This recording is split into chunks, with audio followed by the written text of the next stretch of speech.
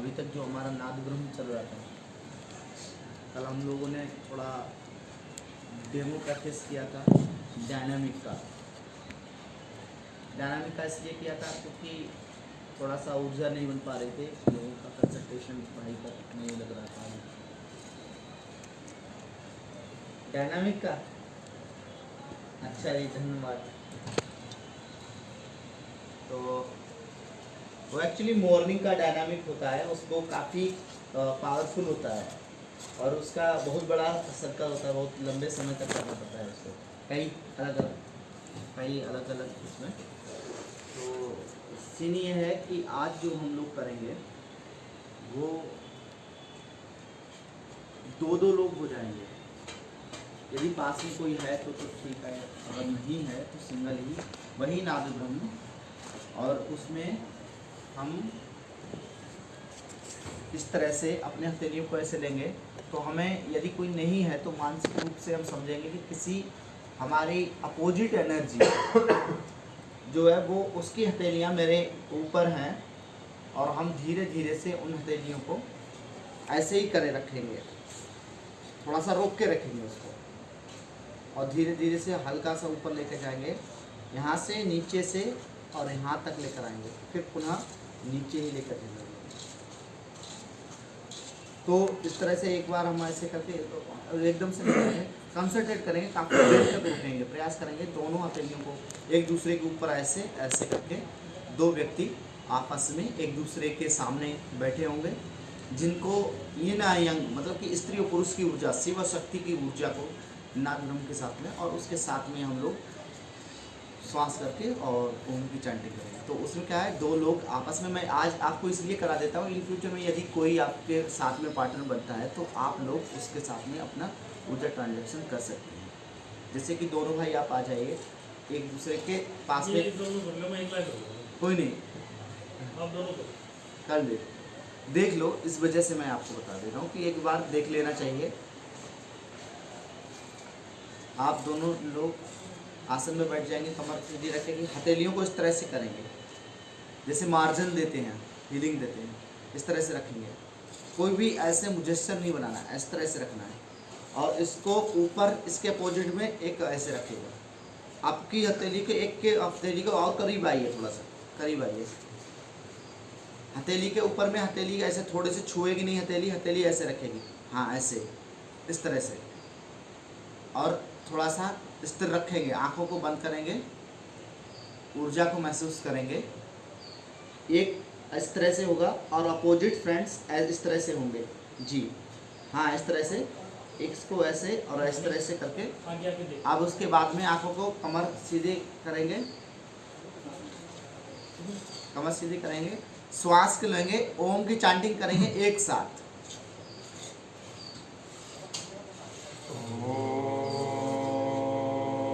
Touch नहीं होंगे हाथ, बस यहीं तक रोकेंगे, हृदय तक रोकेंगे, उससे ऊपर हाथों को नहीं लेकर जाएंगे, कंट्रोल करेंगे।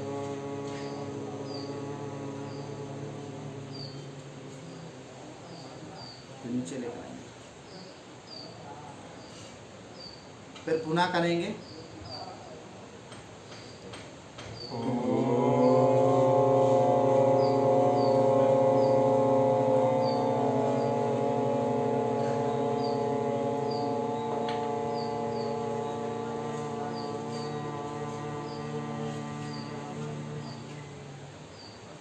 पुनः नीचे लेकर आएंगे,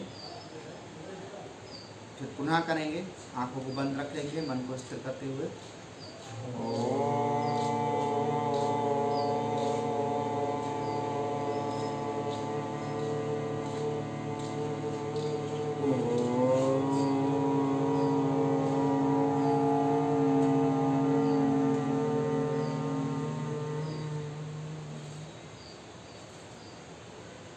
फिर पुनः करेंगे, और जब ऊपर वाले का हाथ थक जाता है तो पोजीशन परिवर्तन कर लेते हैं।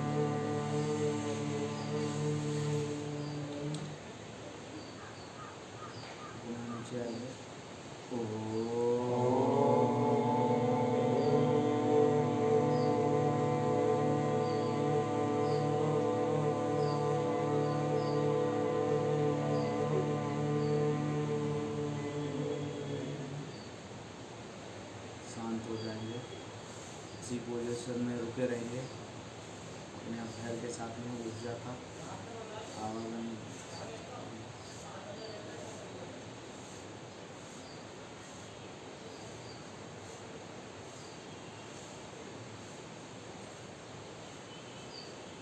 दोनों लोग भैरव भैरवी मुद्रा में आ जाएंगे, सभी लोग हथेलियों के ऊपर हथेली रख के।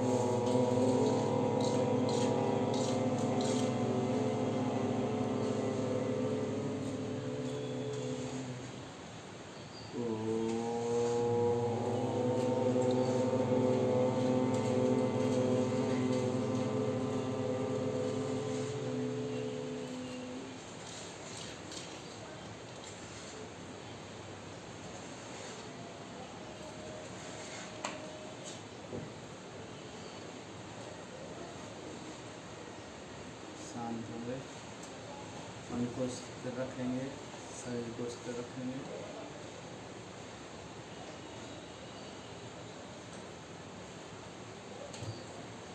शांत हो जाए।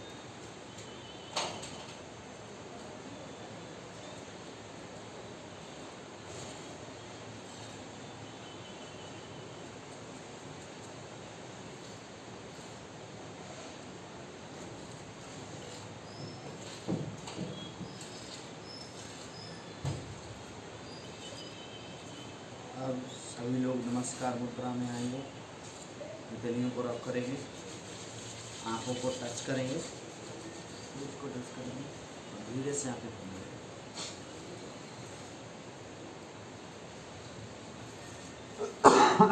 ये जो प्रोसेसिंग थी ये कपल्स के साथ हो जाओ।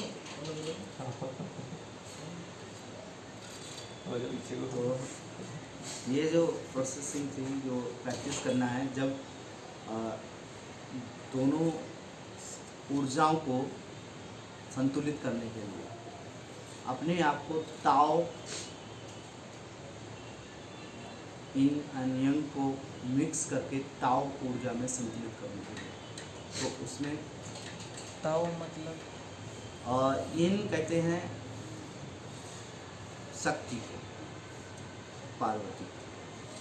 यंग कहते हैं जापानीज में शिव, पुरुष शक्ति को, और ताव कहते हैं जो उनके मध्य में अर्धनारीश्वर, संतुलन, जिसको सुषुम्ना नाड़ी कहते हैं, वो संतुलन में लेकर आना। तो उस चीज को, क्योंकि ये तीनों शक्तियां आपके अंदर हैं, ऊर्जाएं, उन सभी को संतुलन करना पड़ता है। वो संतुलन करने का, इसमें नाद ब्रह्म के द्वारा हम अपने आप को संतुलित करते हैं, क्योंकि प्रत्येक स्त्री हो या पुरुष, सबके अंदर नाद समान रूप से होता है। प्रत्येक तत्व में जो है नाद समान है। दिल की धड़कन से नाद होता है, पल्स से नाद होता है, रब करने से नाद होता है, अग्नि से नाद है, वायु से नाद है। आज गंगा मैया को जो हम देख रहे हैं उससे नाद उत्पन्न हो रहा है, वो आवाज़ सुनाई जो पड़ रही है वो उससे एक नाद है। तो नाद से हम अपनी ज्ञान इंद्रिय से पता करते हैं इसको। तो इसमें क्या है कि हम नाद से ज्ञान इंद्रिय को पता करने के बाद में हम अनुभूति, एक चीज़ हमेशा ध्यान रखना, लोग अपने शब्दों को और अपने एक्शन को, मतलब कर्म को, और जो उन्होंने बोला है या जो सुना है उसको भी भूल सकते हैं, लेकिन जो उनकी अनुभूति में आया गया है उसको भूलना थोड़ा सा मुश्किल होता है। तो जब हम किसी भी शब्द पे काम करते हैं, किसी भी प्रोसेसिंग पे, तो वो अनुभूति में जब आ जाता है, हम कर्म करते हैं वो भूल सकते हैं, लेकिन अनुभूति वाली चीज़ को पकड़ने का ही काम है ध्यान, वो अनुभूति में लाने के लिए। इसलिए मैं छोटे छोटे टुकड़ों में आपको इसलिए कराता हूँ कि आप उसको सही से समझ पाएँ डीपली जाके। यदि मैं एक पूरा सेशन, पूरा लंबा सेशन करा दूंगा तो आप उसको सही से समझ नहीं पाएंगे, थोड़ी देर बैठेंगे बोर हो जाएंगे।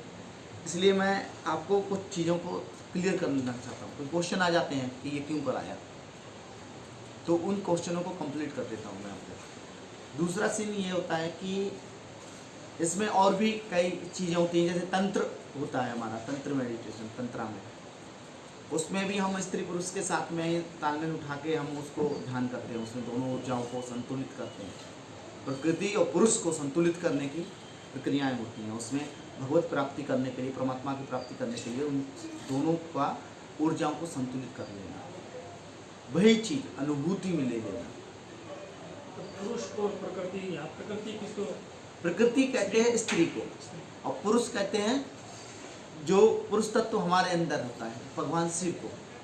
प्रकृति और पुरुष में अंतर ये होता है, प्रकृति परिवर्तनशील होती है, नश्वर में आती है, और जो पुरुष होता है वो अनादि होता है, उसका ना आदि होता है ना अंत होता है। जैसे आत्मा,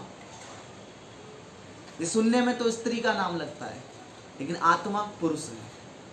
शरीर ये प्रकृति है, शरीर परिवर्तन करता है, अवस्थाएं, बाल अवस्था, प्रौढ़ अवस्था, युवा अवस्था, वृद्ध अवस्था, अवस्थाएं में आता है, परिवर्तन होता है प्रकृति। तो आवाज आ रही है सबके पास में?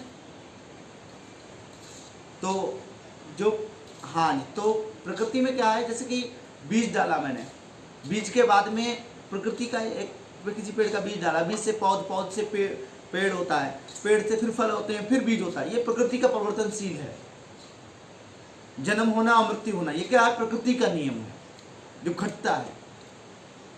पुरुष, उसके अंदर जो ऊर्जा है वो पुरुष है, तो वो उसमें ही है। लेकिन उन दोनों की अनुभूति करना, उन दोनों को संयम करना, उन दोनों को स्वीकार कर पाना, समझ पाना,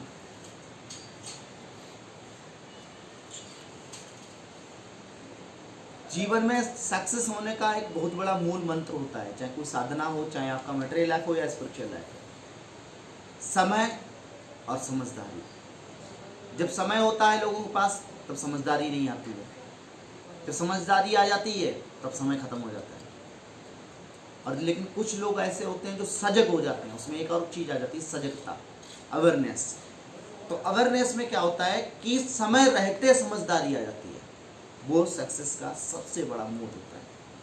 अगर यदि समय रहते समझदारी आ जाए तो कभी भी पश्चाताप नहीं होता है, कभी भी दुख नहीं होता है, वो सजगता से होता है। और सजगता के लिए हम लोग ध्यान करते हैं, योग करते हैं, अपने मन को नियंत्रण करते हैं। तो वो चीज़ क्या है, प्रकृति और पुरुष को समझ लिया है कि प्रकृति और पुरुष क्या है। प्रकृति और पुरुष में ये अंतर होता है। इसीलिए प्रकृति को बोलते हैं प्रवृत्ति के रूप में, कि प्रवृत्ति बदलती रहती है, प्रकृति बदलती रहती है मौसम की तरह। तो वो जो बदलती रहती है, और पुरुष कभी बदलता नहीं, स्थिरता का। जो पुरुष तत्व होता है वो शिवलिंग की तरह स्थिरता का, उसका शिव का जो होता है ज्योतिर्मय प्रतीक, स्थिरता का प्रतीक होता है, इसलिए उसको शिव में जब मतलब एनर्जी, ऊर्जा, शक्ति होती है तब शिव होता है। जब ऊर्जा वो शक्ति नहीं होती तो शिव का शव होता है, एक मुर्दे के समान होता है, कुछ नहीं होता है। जब उसमें ऊर्जा आती तो शक्ति के साथ में ही शिव है। तो उन सब चीजों को समझना है हमें, वो भी ध्यान के द्वारा। हमारे शरीर में ही स्त्री और पुरुष दोनों के भाग हैं, शायद की बात सभी को पता होगा। स्त्री और पुरुष दोनों की ऊर्जा है और दोनों के भाग हैं, पता है आपको? पता है? जो वामांग होता है हमारा वो स्त्री का होता है, और जो राइट हैंड होता है वो हमारा पुरुष का होता है। इसलिए स्त्रियों को बाम हाथ में कलावा बांधा जाता है। स्त्री का जैसे हमारे बाम की तरफ क्या होता है, जो ईड़ा होता है वो होते हैं चंद्रमा, और पिंगला सूर्य, जो शरीर और मन के प्रतीक होते हैं। चंद्रमा मन का प्रतीक होता है, शीतलता का प्रतीक होता है, इसलिए मन ठंडा रखो, हमेशा बोलते हैं मन को ठंडा रखो। क्यों बोलते हैं? क्योंकि उसका चंद्रमा उसका प्रतीक है। यदि उसके आप दूसरी तरफ जाओगे तो आपको कष्ट प्रदान होगा, इसीलिए मन को ठंडा रखो। और शरीर को गर्म रहेगा तो आप जिंदा हो। ठंडा शरीर रहने से आदमी मुर्दा समझता है, मुर्दों का ठंडा शरीर होता है। जिंदा रहने में क्या है? गर्म। तो सूर्य का प्रतीक क्या है? गर्म। लेकिन एक और चीज है, सूर्य धर्म है और चंद्र प्रेम। चंद्र प्रेम, हाँ, चंद्र प्रेम है। प्रेम में व्यक्ति को चंद्र की तरह शीतलता मिलती है, लेकिन अंधकार होता है। जीवन में बहुत बड़ा रहस्य है। जब भी आप किसी के प्रेम में हैं और किसी चीज में प्रेम बस कर रहे हैं तो वो उसमें शीतलता जरूर होती है, आपके अंदर एक अलग सा महसूस होता है, लेकिन अंधकार होता है, उसका कोई फ्यूचर नहीं पता होता है ज़्यादा से। लेकिन सूरज में तपस होती है, प्रकाश होता है। धर्म को पकड़ने से तुम प्रेम को भी संतुलित कर पाओ। धर्म को पकड़ने से, यदि तुम अपने धर्म को समझ सको, उस मानवता को समझ सको, उस समदृष्टि समभाव को समझ सको, तब तुम्हें मन को भी तुम शांत कर पाओ। इसीलिए मन का शांत रहने का सबसे बड़ा माध्यम बनाया गया है आध्यात्मिक का, क्या है? शरीर। तो यदि हम शरीर स्वस्थ रखेंगे, शरीर को सही से रखेंगे तो मन, अच्छे ही घर में अच्छे लोग आते हैं। यदि शरीर साफ सुथरा स्वच्छ है, स्वस्थ है, तो अच्छा मन भी उसी में होगा। जिसके शरीर में रोग होंगे तो उसके मन में तो कुंठाई भरी होगी। तो यदि फोकस जहाँ से किया जाता है जहाँ पर आप खड़े हो, यदि आप भौतिकता में जी रहे हो, आपको 2 वक्त का खाना ना मिलने से आपके शरीर में कमजोरी आ रही है, तो पहले शुरुआती दौर है कि इसकी क्षमता पूर्ण करो। एक आध्यात्मिक गुरु थे, उन्होंने एक चीज बोली थी, बहुत ही सत्य और कटु सत्य बात है, कि जिन व्यक्ति को, बाकी विवेकानंद जी ने भी ये बात बोली थी शिकागो में, कि जिन व्यक्ति को रोटी की भूख हो, उनके लिए अध्यात्मिक कुछ भी नहीं है। और उनको यदि अध्यात्म के बारे में, रोटी के गुण और उसके एलिमेंट्स के बारे में हम उनको ज्ञान देंगे तो वो उनकी भूख का अपमान है। आप समझ रहे हो बात? यदि किसी को, क्योंकि उसके जिस चीज को, जैसे मैं बोलता हूं कि अगर दर्द है तो पोजीशन बदल दो, क्योंकि जरूरत को समझो, इच्छाओं की पूर्ति ना करो। यदि आपको लगे हो प्यास और मैं H2O का डेफिनेशन देने लगूं, ये हाइड्रोजन है, इसकी मात्रा दुगनी हो, ऑक्सीजन मिले तब ये, तो उससे आपकी प्यास नहीं बुझेगी, तो आप बोलोगे ये बेकार है। प्यास के लिए पानी की ही जरूरत होती है, प्रैक्टिकल। जीवन 2 के आधार पर चलता है, टेक्निकल और प्रैक्टिकल। टेक्निकल मैं आपको सिखाता हूं, प्रैक्टिकल आपको जीना पड़ेगा ये। तो मेरे शब्द आप भूल जाओगे, मेरे द्वारा किए गए कर्म भूल जाओगे, लेकिन आप अपनी अनुभूति नहीं भूलोगे। इसलिए छोटी छोटी अनुभूति लेते रहो। इसीलिए मैं आपको छोटे छोटे खंड खंड करके ध्यान कराता हूँ, क्योंकि आप छोटी छोटी चीज़ों की अनुभूति लेते रहो। ये क्यों किया? यदि मैं ये पूरी प्रोसेसिंग कराऊंगा तो उसमें काफ़ी समय होगा, कुछ ऐसी चीज़ें हैं जिनको नहीं कर पाओगे, काफ़ी कुछ होता है। तो थोड़ा थोड़ा सीखो, थोड़ा थोड़ा सीख के थोड़ा थोड़ा सा बढ़ोगे, रोज नया सीखो। बाकी यदि कोई क्वेश्चन आता है तो मैं हूँ, आप पूछ सकते हो। और जीवन का मेन उद्देश्य और ध्यान का मेन उद्देश्य है हर्षोल्लास के साथ में, आनंद के साथ में जीवन और मुक्ति के साथ में जीवन को व्यतीत करना। Live in present and celebrate every moment. इसी जगह पे रहोगे, इसी मोमेंट को जीना है, इसी को सेलिब्रेट करना है। यदि ये चीज समझ में आ गई, जीवन में दुख काफी दूर हो जाएगा आपसे। यही चीज़ तो समझ में नहीं आती गुरुजी, कैसे समझें? मैं बताता हूँ कैसे समझें। यदि आप दुख को समझोगे, फिर दुख का कारण समझोगे, तभी दुख का निवारण समझ पाओगे। जिस व्यक्ति को परमात्मा की डेफिनेशन ना आती है, वो यदि परमात्मा के बारे में क्वेश्चन करता है तो बोलते हैं कि वो परमात्मा का ही नहीं, उस प्रश्न का भी अपमान करता है। अब कोई मुझसे पूछ ले आकर, कोई भी व्यक्ति, कि भाई परमात्मा क्या है, यदि मैं उसके लिए कितना बड़ा भी विश्लेषण दे दूंगा और वो यदि परमात्मा की अनुभूति नहीं है उसको, या उसने कभी भी उस चीज को स्वीकृति नहीं दी है, तो वो कभी भी उस चीज को मानेगा नहीं, व्यर्थ है।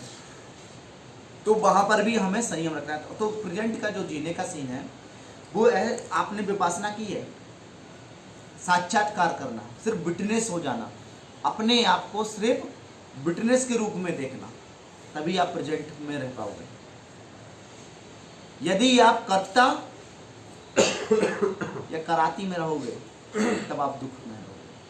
आप सिर्फ विटनेस हो रहा है वो देखो, गंगा की लहर बह रही है देखो, कुछ हो रहा है, कुछ घट रहा है, उस घटना को स्वीकार करो। एक एक मोमेंट में कुछ ना कुछ घट रहा है, स्वीकार करो, उसका साक्षी भाव बनो। जब तक आप साक्षी भाव, यदि आप उसमें दुख में घूम गए, अरे ऐसा घट रहा है, ये आनंद, तो उस पक्ष में घुस जाओगे, तब नहीं देख पाओगे। यदि आप सुख में कूद गए, तब भी उस पक्ष में ही कूद जाओगे। आपको जो ताव मैंने जो बताया है, आपको विटनेस, साक्षात्कार, सिर्फ साक्षी भाव रहना है। खट रहा है उसको देख पाना,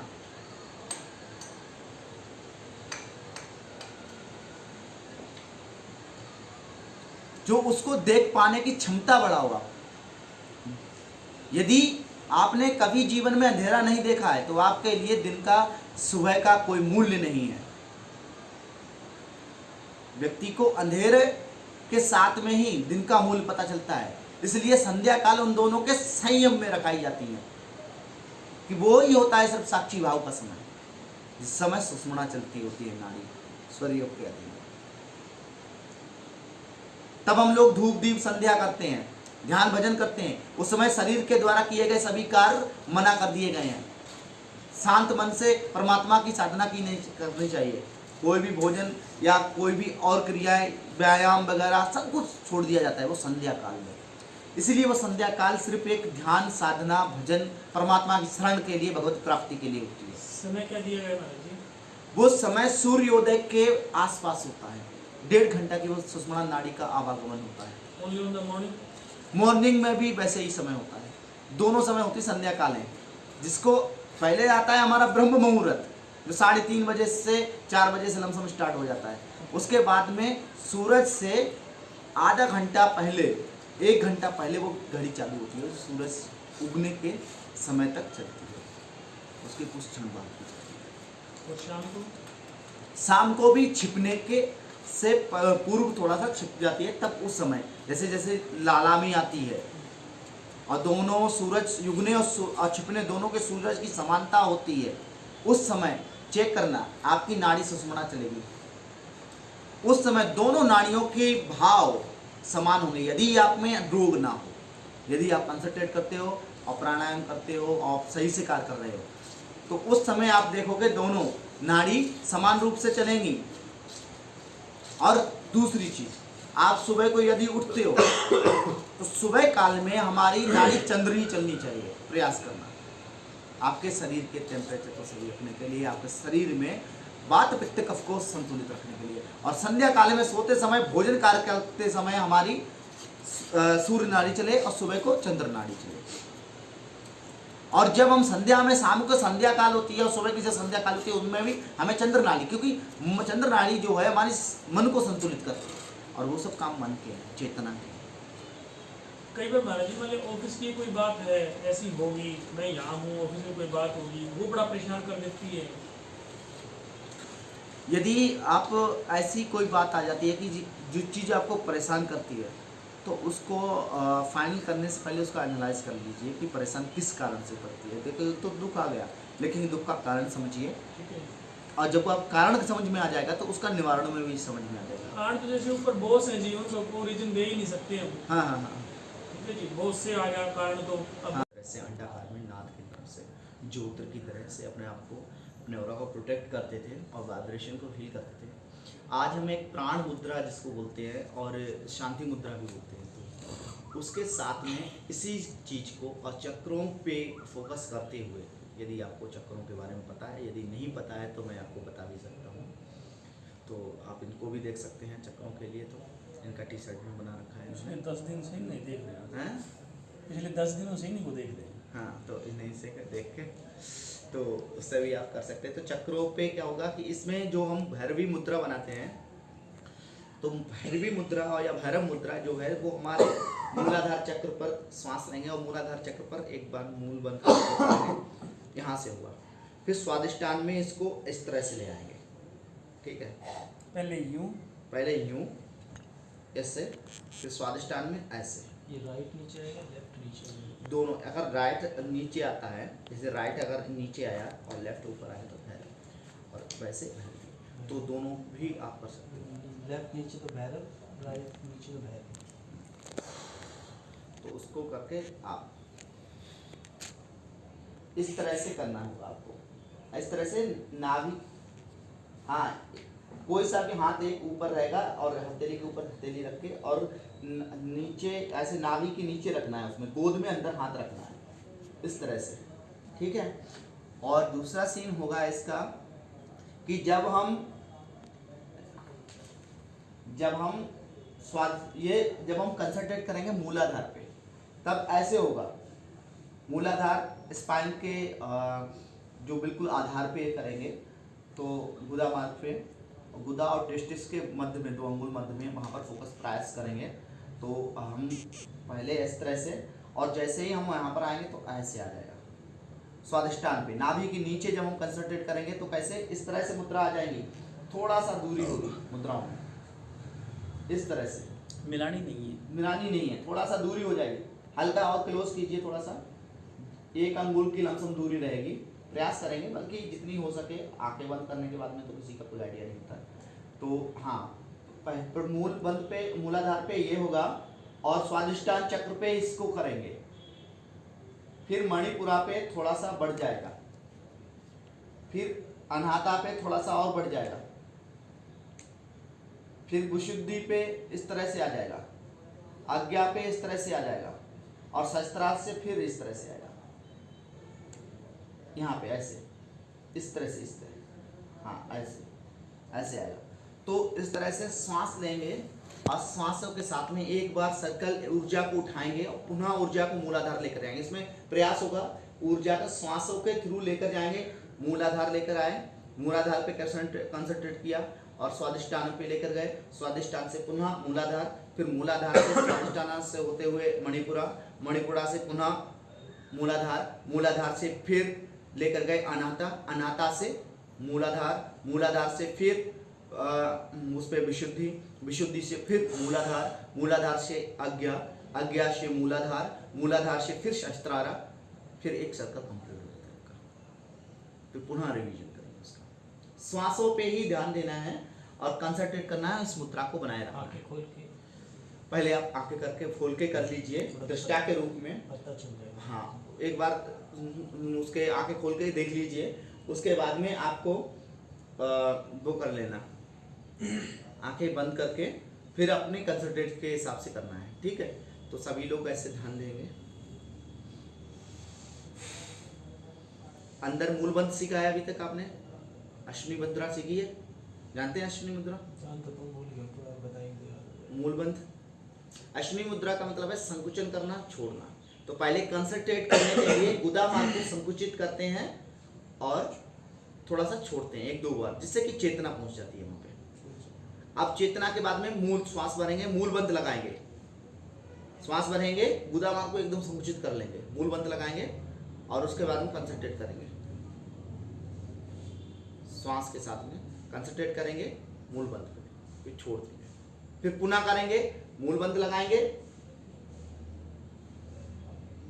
श्वास का अपने श्वास के साथ में कंसंट्रेट ऊपर की तरफ ऊर्जा लेंगे, ऊर्ध्वगति स्वादिष्टान चक्र पर, और मुद्रा परिवर्तन हो जाएगी। फिर उसके बाद में फिर श्वास भरेंगे, श्वास नीचे लाते हुए श्वास छोड़ देंगे, चेतना को नीचे लाएंगे, क्योंकि चेतना को जहां से लेके जा रहे हैं, चाहे चेतना को हमें वहां तक लेके जाना है पुनः, ठीक है। तो चेतना को फिर कंसंट्रेट करने के लिए एक बार फिर श्वास भरेंगे, मूल बंद लगाएंगे और फिर अपना श्वास के साथ में, अपना कुंभक के साथ में अपनी ऊर्जा को वहां पर प्रयास करेंगे मणिपुर पे, और उसके अंतर्मुखी होंगे, फिर पुनः छोड़ देंगे, धीरे से रिलैक्स कर लेंगे, फिर पुनः फिर उठाएंगे।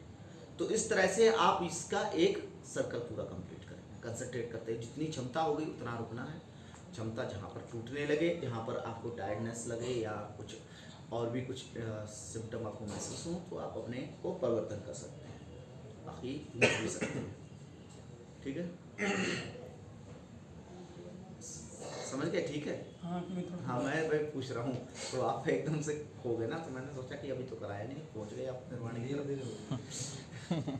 तो ठीक है, तो सभी लोग पहले से अश्विनी मुद्रा, अश्विनी मुद्रा समझ गए आप कैसे करना है? अश्विनी मुद्रा उदाहरण संक्षिप्त करना, छोड़ देना एक बार, उसके बाद में 1-2 बार करके फिर श्वास भरना है।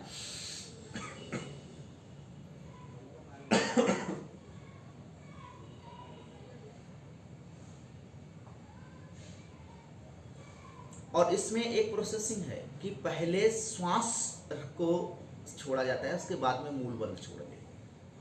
पहले मूल बंद नहीं छोड़ेंगे, पहले श्वास छोड़ेंगे, फिर मूल बंद छोड़ेंगे। श्वास छोड़ के पूरा कंसंट्रेट से नीचे जाएंगे, मूल बंद, फिर आराम से मूल से अभी मणिपुर तक हमें करना है 2-3 बार, उसके बाद ऊपर तक बढ़ना है। ऊपर तक बढ़ना है। हाँ, मणिपुर ऐसे मूल बंद से स्वादिष्टाना, नाभि के नीचे, स्वादिष्टाना के बाद में मणिपुरा, अनाहता, विशुद्धि।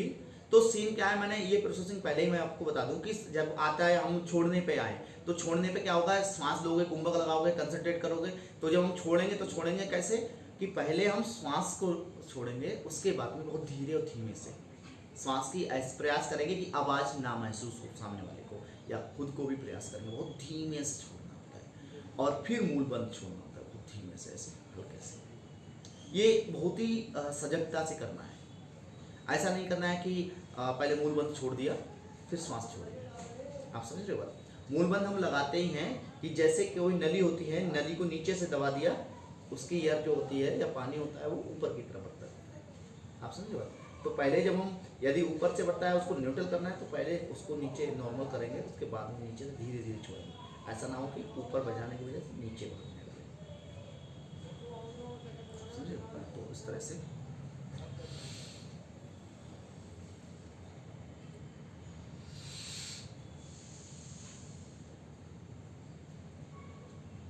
मन में चैंटिंग भी करते रहेंगे।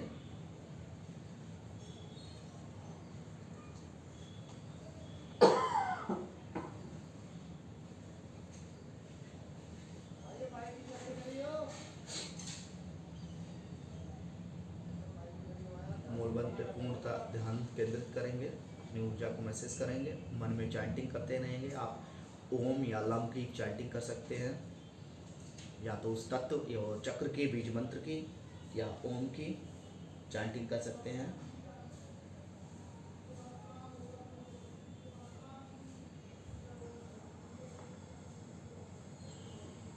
पुनः जितनी क्षमता होगी उतनी देर रोकेंगे और इतने धीमे से सांस को एक्सेल करेंगे। फिर पुनः मूलबंध लगाएंगे और स्वादिष्टान चक्र पे लेकर जाएंगे। तो स्वादिष्टान चक्र पे लेकर जाएंगे, मुद्रा बदल जाएगी।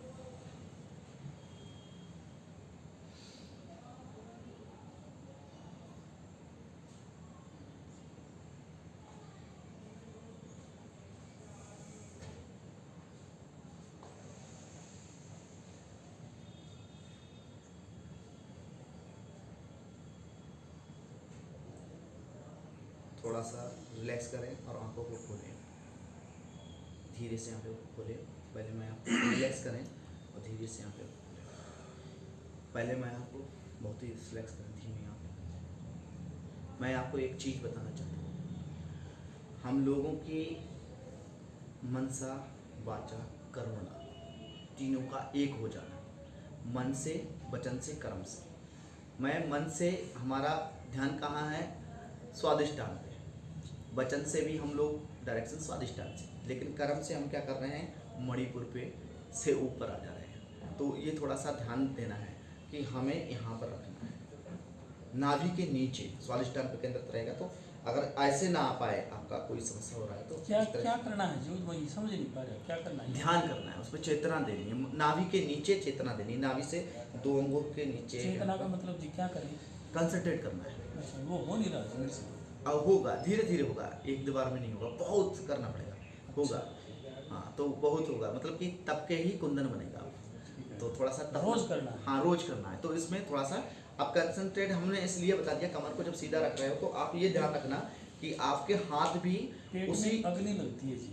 हैं, पेट में है ना मेरा, अग्नि लगती है। ऐसे करने से। हाँ, गर्म सांस जैसे रोक दी ना तो हाँ, हाँ। पेट में यूँ अग्नि लग जाती है। कोई नहीं, धीरे धीरे कीजिए, उसको प्रैक्टिस कीजिए। हाँ, सही हो जाएगा। और बाकी प्राणायाम कर रहे हो, सटक्रिया कर रहे हो, वोमिलिटी वगैरह कर रहे हो उसमें? ना ना ना, वो मैं करूँगा भी नहीं जी, मैं सोता ही नहीं। हैं? मैं नहीं कर सकता। क्यों? मैं उल्टी नहीं कर सकता, बाकी चाहे मेरा गोली मार दो। अच्छा। हाँ, वो मरवाना चाह रहा हूँ, मैं उल्टी नहीं कर सकता। समझ गए कि हमारा कंसंट्रेट क्या है कि जब हम स्वादिष्टान पे रहेंगे तो हम प्रयास करेंगे स्वादिष्टान पे इस तरह से, नाभि यहाँ पे। सांस को रोक लूँ यहाँ। हाँ, श्वास को आप जब मूल बंद लगाएंगे, श्वास को रोकेंगे, ठीक है। और कंसंट्रेट जो आपका ध्यान होगा, वो ध्यान वहाँ से मूल बंद से स्वादिष्टान पे आएगा और आपकी मुद्रा ये हो जाएगी, ठीक है। हल्का सा ये हो जाएगी, इतना आंखों पंजों को नहीं खोलेंगे, इस तरह से हल्के से खोलेंगे। हाँ, धीरे धीरे से इतना खोलेंगे। जितनी देर सांस रोके उसके बाद सांस को छोड़े, फिर मूल बंद को छोड़े। हाँ, फिर सांस को छोड़े, फिर पुनः इसी में लेंगे। पुनः इसी में। हाँ, इसी में आएंगे और मूल बंद छोड़ देंगे। ऐसे करके ऐसे आ जाएंगे और मूल बंद छोड़ देंगे, ठीक है। फिर पुनः करेंगे ऊपर स्वादिष्टान। हाँ, फिर पुनः करेंगे। तो पुनः कैसे करेंगे? तो यहाँ से फिर ऐसे आ जाएंगे, दूरी बढ़ती जाएगी। ठीक है, मतलब ये करते हुए दूरी बढ़ती है। हाँ, ऐसे आ जाएंगे। अब मणिपुर पे आ गए हम, नाभि पे आ गए, तो यहाँ पर ऐसे आ गए, इतना दूरी हल्का सा हो गया। उसके बाद में यहाँ पर ऐसे आ गए, नीचे जाने की जरूरत ही नहीं है। नहीं आप जैसे इसके बाद में नीचे जाएंगे, फिर पुनः आएंगे यहाँ पे, ऐसे करके फिर ऊपर फिर पुनः आएंगे। हाँ, फिर एक एक पे एक पूरा सर्कल करेंगे ना। सांस छोड़ के नीचे जाना है, ये नीचे आना, फिर ऊपर फिर पुनः मूल बंद लगाना है और ऊपर सांस के ऊपर साथ में आना। ऊपर ये बढ़ना क्रिया है। करनी है। कि आपको बैठने के, जैसे आपने पिलो लगा लिया, परफेक्ट है। यदि बैठने में दिक्कत होता है तो पिलो लगा के, मैं कमर की हाँ वजह से- कोई नहीं, आप सही है तो सही है। हट बंद। ये भी कर रहे हैं जी, कर लग रहे हैं। वहाँ इतना मरिए। नहीं आ रहा है, कुछ चला रहा है, देखना है वही विचार ना।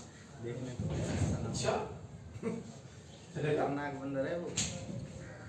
ना भाई रहने दे भाई, तो भाई रहने दे, लग बैठना। देखो गुरु जी, जैसे कि आपने बताया है, श्वास भरेंगे, मूल को खींचे। उपयोग आप सूरज के उगने के समय, जिस समय सूरज उदय होता है, यदि उस समय इसका करते हो तो वो काफ़ी पावरफुल होता है, वो बहुत बड़ी साधना है। ऊर्जा मिलती है उगते हुए सूरज। उगते हुए सूरज पे विशेष कर लोग, अब जैसे सावन के बाद भादव का मास आएगा, भादव का मास सूरज का मास होता है। उस समय सूर्य देव का रविवार के दिन व्रत होता है, उनका पूजन होता है। तो उस समय सूरज का, और वो मास में जैसे यदि आपने 21 दिन का या प्रत्येक रविवार को बुझाता ना कर पाओ तो प्रत्येक रविवार को इसको सुबह को और गायत्री मंत्र का जाप करने के बाद में इसका प्रारंभ को प्रत्येक जैसे कि सुबह हमने सूर्य नमस्कार कर दिया, उसके बाद गायत्री मंत्र से स्टार्ट करके हम अपना वेदन कर सकते हैं। हाँ, इस तरह से तो ये आप प्रयास कर सकते हो।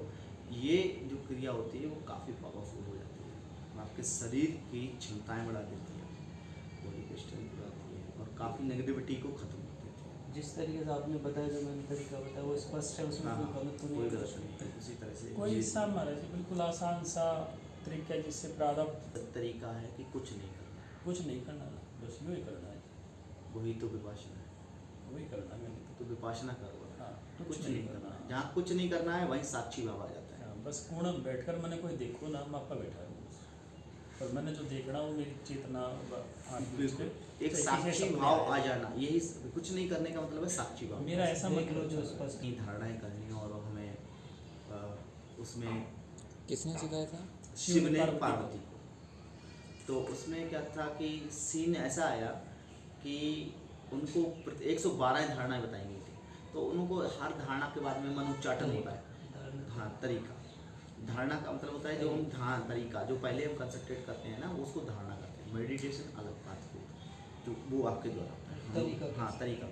तो सीन क्या हुआ कि जब उन्होंने ऐसे कर लिया तो काफ़ी बार, और हमारे तंत्र में कुछ चीज़ें होती हैं, शब्द होते हैं जैसे कि उच्चाटन, स्तंभन और वशीकरण, मारण। तो ये क्या है, ये तंत्र के शब्द होते हैं। तो उनका मन उच्चाटन का मतलब है कि मन खुड़ने मतलब उखड़ने लगा था, मन टूटने लगा था, मन लग नहीं रहा था, उगने लगे थे। तो उन्होंने उनको उच्चाटन जब होने लगा तो उन्होंने उनको बताया, बोला कोई सी धारणा नहीं पकड़ पाते, बोला इनमें से ही कोई ना कोई ऐसा होगा जो तुम्हें पकड़ ले, तुम बस उस पर ही काम करो। भगवान बुद्ध ने उसी तंत्र की एक धारणा पर ही काम करके विपासना बनाया उसको, जिसको हम लोग विपासना कहते हैं। वो तंत्र की ही 112 धारणाओं में एक है। विपासना बहुत खतरनाक भी हो सकती है विपासना सच खतरनाक क्या हो सकता है उसमें? कि हम बिल्कुल समाधि में जा सकते हैं, तो पूरा ध्यान में जाने की ध्यान में चले कभी भी विपासना का व्यक्ति समाधित्व नहीं होता, बोधित्व होता है। समाधित्व बोधित्व में अंतर होता है। बुद्ध जब उन्होंने पारायण किया, कई गुरु बनाए उन्होंने, सन्यास का उनका सबका पारायण किया, पारायण योग का पारायण किया और काफ़ी पारायण किया और भी काफ़ी साधनाएं की। उनके बाद में उनको समाधित्व तो प्राप्त हो गया, लेकिन बुद्धत्व प्राप्त नहीं हुआ। बुद्धत्व प्राप्त करने के लिए उन्होंने विपासना का ही उपयोग किया। वो बुद्धत्व प्राप्त होना, बुद्ध का जो बुद्ध जीवियों का तत्व है, परमात्मा ने जो तत्व की स्थिति में बताया जाए, तो वो तत्व, वो परमात्मा का तत्व प्राप्त होना, वो बुद्धत्व प्राप्त होना ही विपासना का होता है। तो कभी भी कोई साधना ध्यान की है, उसमें बुद्धत्व समाधित्व को प्राप्त करने से भी आपके जीवन में काफ़ी चीज़ें हैं। समाधित्व के बाद में भी है कुछ रह जाता है, वो होता है कैवल्य, अकेला परमात्मा भगवत की प्राप्ति, परमात्मा की प्राप्ति, परमात्मा का अनुसरण होता है। तो वो चीज़ है कि वो उनके शब्दों में भी इसमें विपासना योग में उनको बुद्धित्व की प्राप्ति, उसको भी कैवल्य कहते हैं। हमारे योग दर्शन में कैवल्य की प्राप्ति, उसको भी वही कहते हैं, समाधित्व के बाद में कैवल्य। और ऐसे ही वीतराग में भी कैवल्य की प्राप्ति। वीतराग समझते कौन सा योग होता है? वीतराग योग होता है जैनियों का, उसमें भी काफ़ी तप होता है। तो ये सभी चीज़ें हैं। तो सबके योगों का एक ही निराकरण होता है कि कैसे भी करके परमात्मा की प्राप्ति, भगवत प्राप्ति, भक्ति योग में जैसे बोलते हैं भगवत प्राप्ति, तो भगवान की कृपा पाना, ये उसका मूल उद्देश्य होता है, जिस पर परमात्मा की कृपा हो जाती है। तो वो ही व्यक्ति बुद्धत्व, समाधित्व और इन सब चीज़ों में पहुँच पाता है। भगवान की कृपा से ही आप आज योग और साधना में, भगवान की कृपा इसके बाद में नहीं होने वाली कुछ, बिल्कुल ठीक है। इसके बाद में आपके कर्मों के अधीन ही आपको प्रारब्ध मिलता है। ये आपके पुराने प्रारब्धों के अनुसार जो अभी मिला है, तो वो भगवान की कृपा है कि आप गंगा तट पे यहाँ पर साधना के लिए आए। नारायण ने बहुत कृपा की है गंगा मैया ने। तो जी एक चीज़ और बता दीजिए, तो इसका जो समय है वो कितना समय हम कि किसी भी चीज़ को यदि आपको जैसे इन सब चीज़ों के बारे में थ्योरिकली करना है तो थ्योरिकली का लिए आपको अपना पर्सनल समय पहले आप इसको कंप्लीट कीजिए, थोड़ा सा अपनी धारणा में लीजिए, क्योंकि जब आपको उसमें धारणा में आ जाओगे तब उसको कराने का और आपको लिखने का समझने का आपको आनंद आएगा। मैं सिर्फ अपने लिए लिख रहा हूँ, कल को मैं इस पर अपने ऊपर काम करूँगा। नहीं, आप अपने लिए लिखिए, मैं बोल दूंगा। मैं मैं आप पहले क्लास खत्म कर लें, उसके बाद 5-7 मिनट मुझे दीजिएगा आराम से। हाँ, क्लास को तो मैं आपको बता दिया, बाकी क्वेश्चन रह गए आपके, जिसको भी कुछ पूछना हो वो पूछ सकते हैं। क्लास को प्रैक्टिस बता देता हूँ। तो वैसे हमारे योगी जी हैं, बताइए आप ओम करने का बताइए शुभम जी। ओम करने की एक सही सी विधि बताइए कि जिससे हम योग परफेक्ट बोलते हैं जिसको। हाँ, ये एक साधना तो जैसे उद्गीत प्राणायाम प्राणायाम बोल देते हैं हम लोग, तो वो कराते भी हैं, या उनका साधना भी होती है, हम लोग कराते हैं। तो उसको हमें प्रॉपर वे में कैसे करना है तो मैं आपको बता देता हूँ। भाई जी तो हमारे बड़ा सम्मान है, डायनामिक कीजिए थोड़ा सही से, ये शर्म निकल जाए। तो सीन क्या है, जब हम ओम करेंगे तो सबसे पहले श्वास को गहरी लेंगे, स्टमक फुली डाउन होना चाहिए, चेस्ट ओपन होना चाहिए, एकदम से गहरी सांस के। तो थायराइड में आप लोगों को षडमुखी मुद्रा पता है? षडमुखी मुद्रा जानते हैं? ये वाली चीज ये बताएंगे शामिल जी षडमुखी मुद्रा बताइए। एक बार याद दिला दो फिर मैं बता दूं। षडमुखी का मतलब होता है 6 मुख, 6 मुख इस मुद्रा में। और थर्ड आइज में क्या करते हैं कि जिस मुद्रा को लगा के हम लोग भ्रामरी करते हैं, भ्रामरी प्राणायाम करते हैं ना, तो वो प्रॉपर मुद्रा क्या होती है, प्रॉपर तरीके से कैसे करते हैं वो मैं आज बता देता हूँ। कि उसको सही तरीके से करने का ही कार्य है। यदि मुद्रा गलत होती है तो उससे काफ़ी साइड इफेक्ट हो जाता है। तो मैं आपको बता देता हूँ, उसका कारण भी बता देता हूँ, यदि सभी लोग तैयार हो गए हों तो सबसे पहले थोड़ा सा मैं उधर कर दूँगा जब लेट कमर को सीधा रखेंगे, जब लेट होगा तो थोड़ा सा उधर लेट कमर को सीधा रखने के बाद में सभी लोग देख लें, इस उंगली को यहाँ पे रखेंगे, इसको यहाँ पे अंगूठों से पहले कान के इसको अंगूठों से बंद करेंगे, इसको दबाएंगे ऐसे, 1 ठीक है, 2 ठीक है, 3 4 5।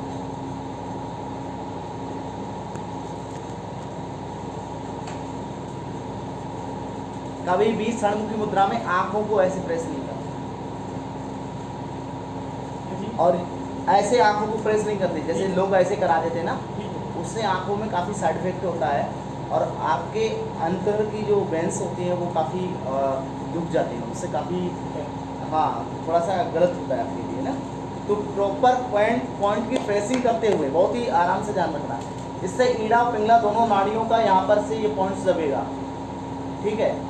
इसके बाद में आपको नाद ब्रह्म में भी इसका उपयोग होता है, नाद ब्रह्म भी षडमुखी मुद्रा से होता है, वो मैंने अभी नहीं कराया आपको, क्योंकि पहले आज मैं आपको षडमुखी मुद्रा से थायराइड करा दूँ, उसके बाद में वो कराऊंगा, ठीक है। तो षडमुखी मुद्रा प्रॉपर बनाना सीख लीजिए। फर्स्ट तो इसको अंगूठों से इसको दबाएंगे, उसके बाद में 1 2 3 4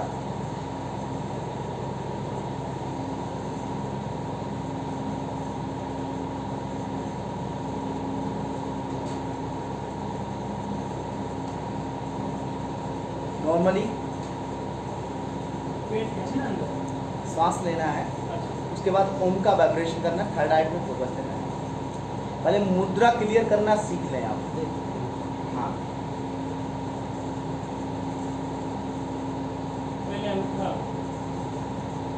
और ये इसको इस तरह से नहीं, इस तरह थोड़ा सा अंदर ऐसे उठाते रखें, जो आंखों पे प्रेस ना रखे, अपने आप चेक कर लें आप। तो सभी लोग प्रयास करेंगे इस मुद्रा को प्रॉपर करने का। देखिए हाँ सही है, थोड़ा सा हाँ धीरे धीरे के पास धीरे धीरे हो जाएगा। फोटो के पास, हाँ हाँ, फोटो के पास। ये हाँ जी, नसिका के पास, हाँ कानों के ऊपर लगाया जाएगा ये अंगूठा, ये यहाँ पर ऐसे दबाया जाएगा, प्रेस किया जाएगा। अंदर की तरफ। हाँ अंदर की तरफ दबाए, हाँ काने के ऊपर ऊपर ये इस तरह से यहाँ से ऐसे दबाया जाएगा। ठीक है, मुद्रा को क्लियर करके समझ लीजिए। ज़्यादातर आपने देखा होगा, काफ़ी ऐसे कैंप ऑफ क्लास में देखा होगा कि सणुकी मुद्रा को इस तरह से ही बना देते हैं। आप समझिए बात। तो उनको कभी ऐसे ही लगा के और नाद ब्रह्म ब्राह्मरी और थर्ड आइड ऐसे ही चलाते हैं वो, लेकिन प्रॉपर मुद्रा होनी चाहिए। इसके कारण होते हैं हमारे, इससे ऑक्सीजन का लेवल नॉर्मल होता है और ब्रीथिंग में ये दोनों पॉइंट्स होते हैं जो ईड़ा पिंगला दोनों नाड़ियों के पॉइंट्स को प्रेस हो जाता है इससे, इस वाली नाड़ी से। इससे आपका थायराइड पे कंसंट्रेट बढ़ता है और इससे भी आपका फोकस पूरा थायराइड पे रहता है, फ्रंट प्रोसेसिंग रहती है। ये वाले जो होते हैं ये आपके नॉर्मली ऐसे ही आपके लिफ्ट पॉइंट्स पे होते हैं। नसिका, चक्षु, हाँ, कर्ण और ये कानों को यहाँ पर होते हैं।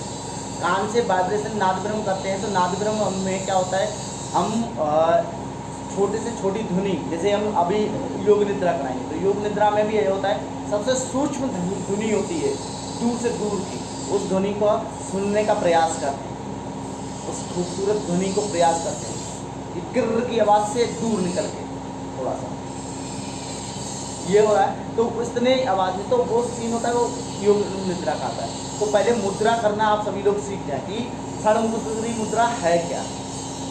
एक मुख होता है, दो मुख होते हैं, तीन मुख होते हैं, फिर एक मुख होता है, दो मुख होते हैं, तीन मुख होते हैं, ये 6 मुख हो गए। आप लगाइए एक बार।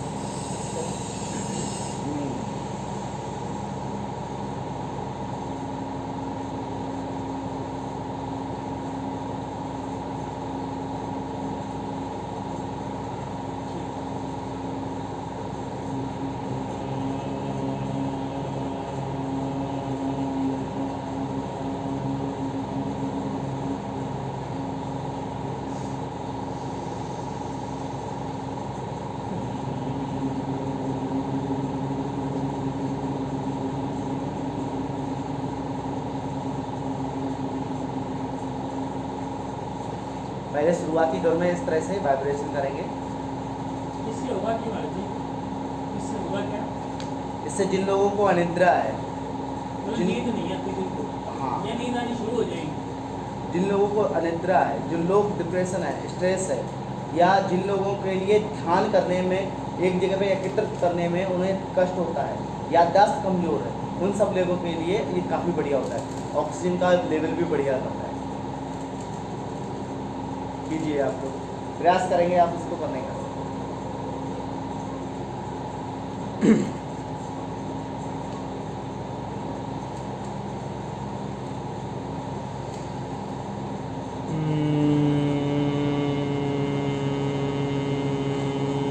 इसको दबाना है बाहर से, अंदर से दबाना है। अंदर से दबाने के लिए बाहर से दबाना, बाहर से, कानों को बाहर से, और कान के पास में वाइब्रेशन फील करना है, थोड़ा सा अंदर से नाद होगा, वो नाद फील करना है।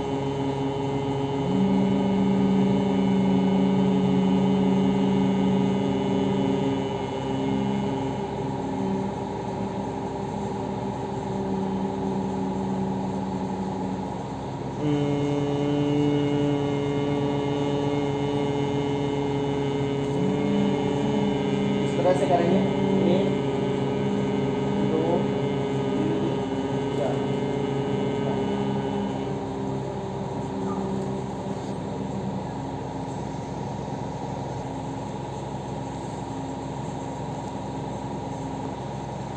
एक बार पुनः करेंगे।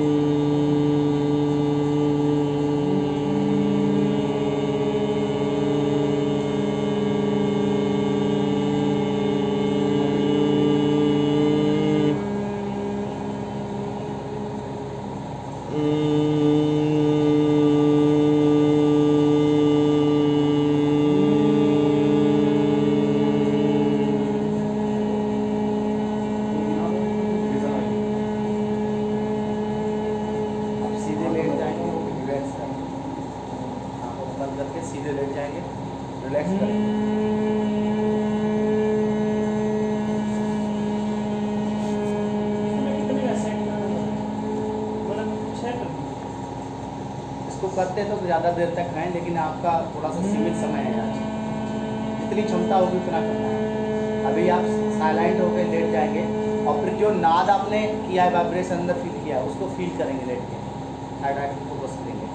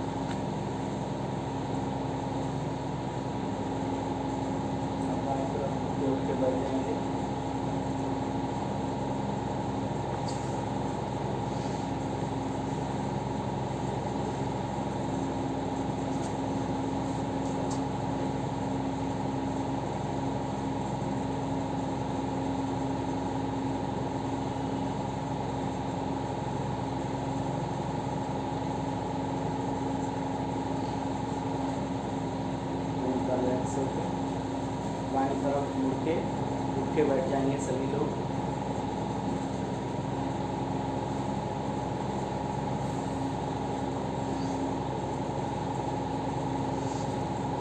आंखों को बंद रखेंगे, ओम का उच्चारण करेंगे।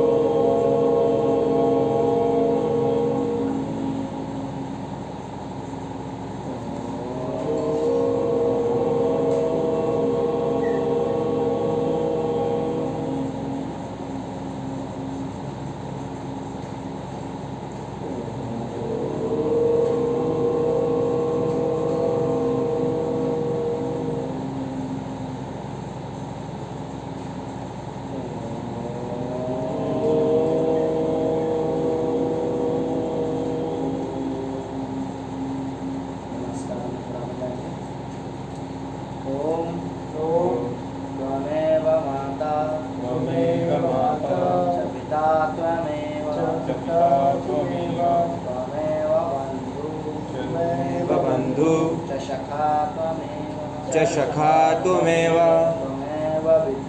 त्वमेव विद्या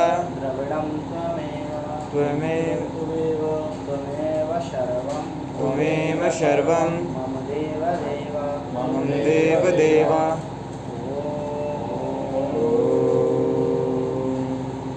शांति शांति शांति।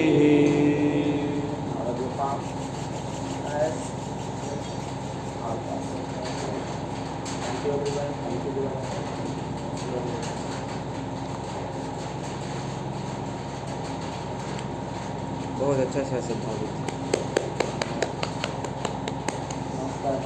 तो यदि मुद्राएं का क्या अर्थ है? अभी 5 तत्व हैं, एलिमेंट्स हैं इसमें।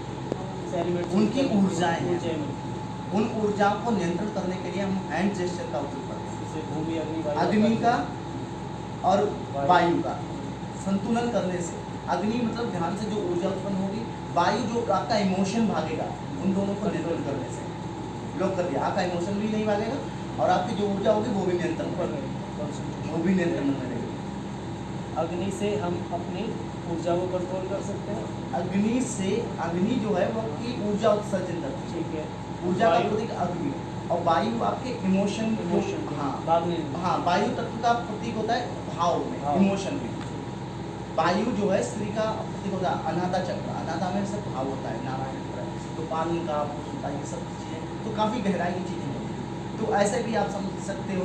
तो इनका इस टाइप से इसको लगा के हम चक्रास के ध्यान लगा सकते हैं, सारे चक्रास बिल्कुल कर लगा सकते हैं। मेन मुद्रा कहाँ से जाता है इसको? मैं बेसिकली लोग इसी मुद्रा इसी मुद्रा का यूज़ करते हैं। पहले, हाँ इसी मुद्रा को, क्योंकि शुरुआती दौर में आपको जिस जैसे नॉर्मली हाँ इस तरह से ज्ञान मुद्रा में बैठ जाइए। ज्ञान मुद्रा